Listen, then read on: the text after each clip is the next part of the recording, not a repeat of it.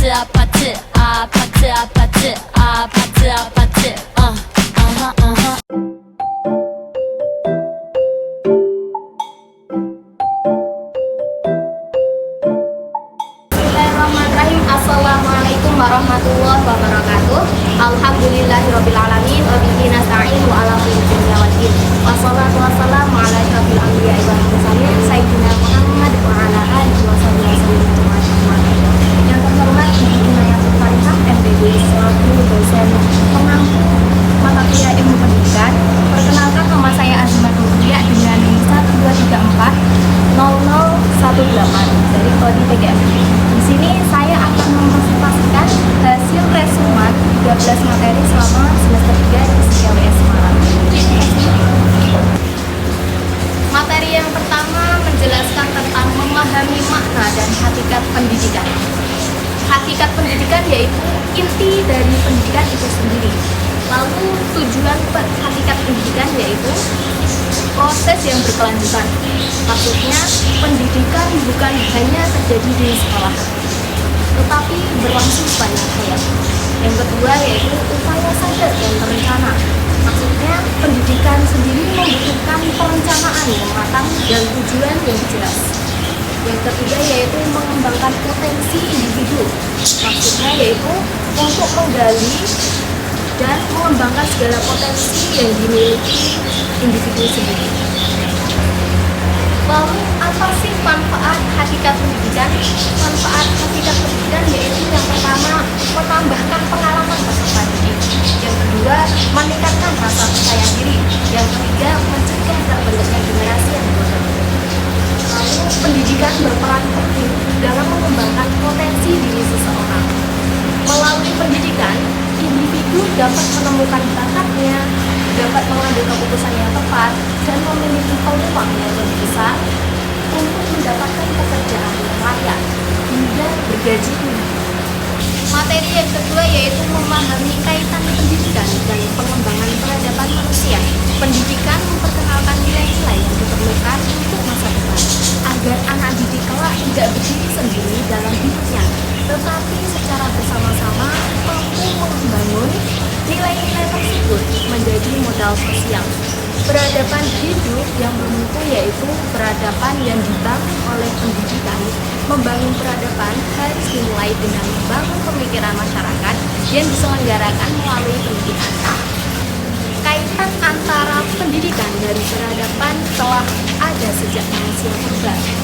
Ketika manusia mulai hidup berkelompok, mereka perlu berbagi pengetahuan dan keterampilan untuk bertahan hidupnya. Seiring perkembangan peradaban, pendidikan menjadi semakin sistematis dan terorganisir. Materi yang ketiga yaitu memahami landasan unsur-unsur yang ada dalam proses pendidikan. Adapun unsur-unsur dalam proses pendidikan yang pertama yaitu tujuan pendidikan. Tujuan dari pendidikan sendiri mencapai akademik, mengembangkan keterampilan hidup dan pemikiran kritis yang esensial untuk kehidupan masa depan. Yang kedua yaitu kurikulum. Kurikulum sendiri memberikan ruang untuk mengembangkan karakter, termasuk nilai moral, spiritual, dan budaya menjadi fondasi dalam kehidupan masyarakat. Yang ketiga yaitu metode pengajaran. Metode pengajaran ini pengajaran yang tepat, yang sangat penting agar pembelajaran menjadi efektif, dilakukan secara menarik dan bervariasi, dapat meningkatkan minat dalam belajar. Unsur yang keempat yaitu interaksi antara pendidik dan peserta didik. Interaksi yang positif menciptakan suasana belajar yang kondusif dan efektif. Hal ini menciptakan motivasi pada peserta didik, di mana mereka belajar merasa didukung serta dipahami, merasa nyaman dalam menyampaikan pendapat.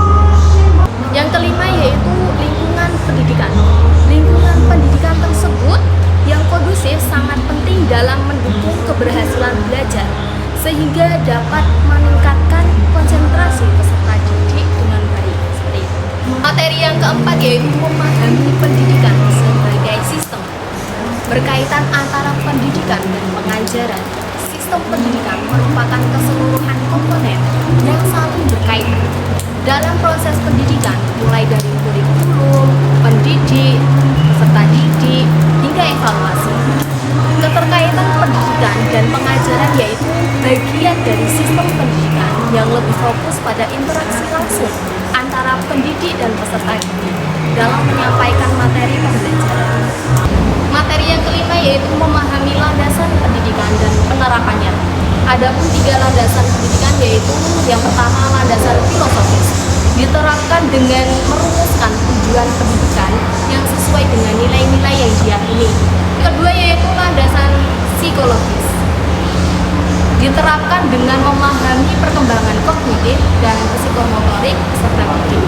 Yang ketiga yaitu landasan sosiologis, diterapkan dengan mempertimbangkan konteks sosial budaya masyarakat. Keterkaitan antar landasan ini menghasilkan sistem pendidikan yang relevan dengan kebutuhan peserta didik dan masyarakat. Namun, tantangan seperti keterbatasan pemahaman dan perubahan kebijakan seringkali menghambat implementasinya. Oleh karena itu, diperlukan solusi yang tepat agar pendidikan berjalan dengan efektif dan berkelanjutan. Materi yang keenam yaitu memahami asas-asas pokok pendidikan dan penerapannya. Asas pokok pendidikan yaitu prinsip-prinsip dasar yang menjadi landasan dalam penyelenggaraan pendidikan.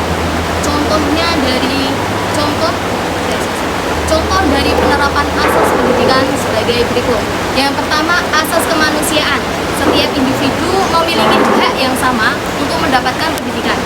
Yang kedua yaitu asas kebangsaan. Pendidikan bertujuan untuk menumbuhkan rasa cinta tanah air. Yang selanjutnya yaitu asas kerakyatan. Pendidikan harus mudah diakses oleh semua lapisan masyarakat. Adapun asas pendidikan di Indonesia, yang pertama asas Tuturi Handayani. Asas ini kegiatan belajar tidak berpusat kepada guru. Cara siswa belajar dengan aktif sendiri. Yang kedua yaitu asas pendidikan seumur hidup.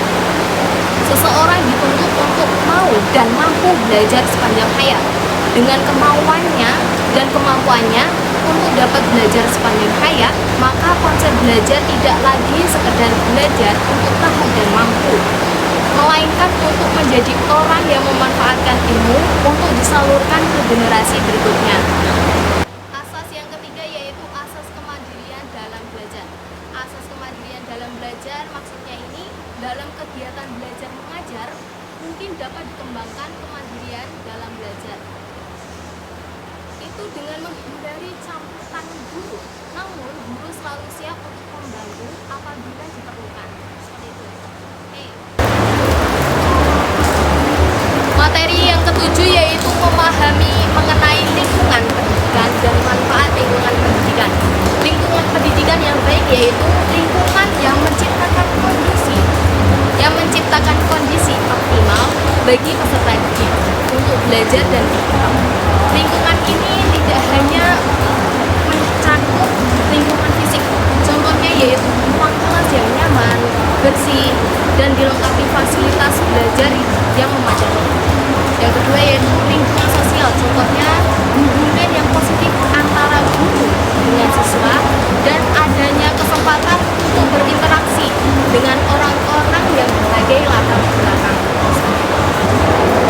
Untuk selanjutnya adanya lingkungan emosional yang mendukung, contohnya peserta didik bebas dari tekanan, dan lingkungan budaya, contohnya penumbuhan nilai-nilai positif seperti kejujuran, tanggung jawab, dan kerjasama. Lalu ada pun manfaat dari lingkungan pendidikan yang baik yaitu yang pertama meningkatkan motivasi belajar siswa, yang kedua meningkatkan prestasi akademik, yang ketiga yaitu membentuk karakter yang baik. Materi yang kedelapan yaitu memahami hakikat pendidikan sepanjang hayat dan mengetahui bentuk dan cara pendidikan sepanjang hayat.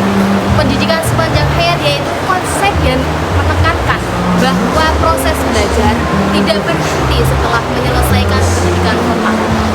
Adapun caranya, pendidikan ini dapat dilakukan kapan saja, di mana saja, dan dalam berbagai bentuk, baik formal, non-formal, maupun informal. Adapun bentuk dari hasil pendidikan sepanjang hayat yaitu dapat mengembangkan karir. Maksudnya di sini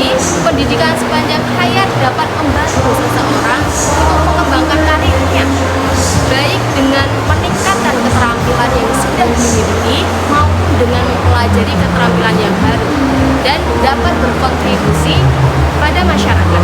Maksudnya di sini individu yang memiliki pengetahuan dan keterampilan yang luas dapat berkontribusi pada masyarakat.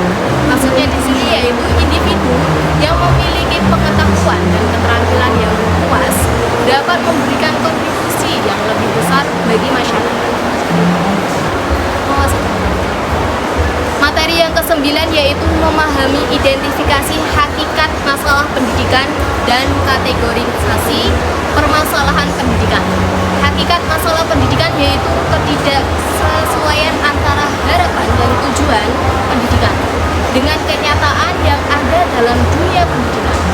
Masalah pendidikan di Indonesia sangat kompleks dan membutuhkan solusi dari pemerintah, masyarakat, dan semua pihak yang terkait perlu kerjasama untuk mewujudkan pendidikan yang berkualitas, merata, relevan bagi semua peserta didik.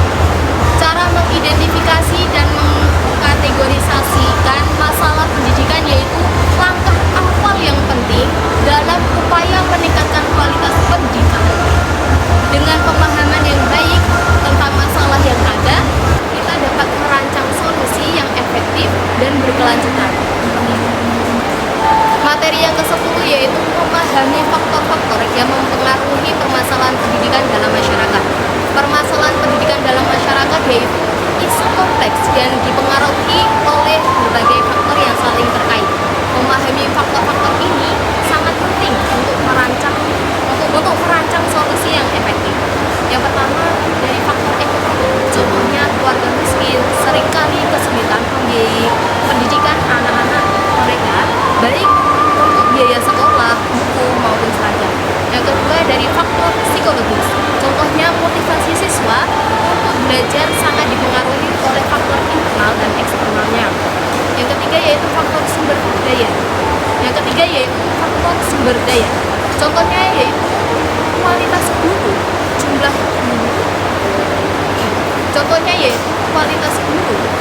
guru dan distribusi guru yang tidak merata dapat mempengaruhi kualitas pendidikan. Dari ketiga faktor ini saling terkait dan berinteraksi satu sama lain. Misalnya kemiskinan dari faktor ekonomi dapat mempengaruhi motivasi belajar siswa, yaitu faktor psikologis, dan juga akses terhadap sarana pendidikan, yaitu dari faktor sumber daya.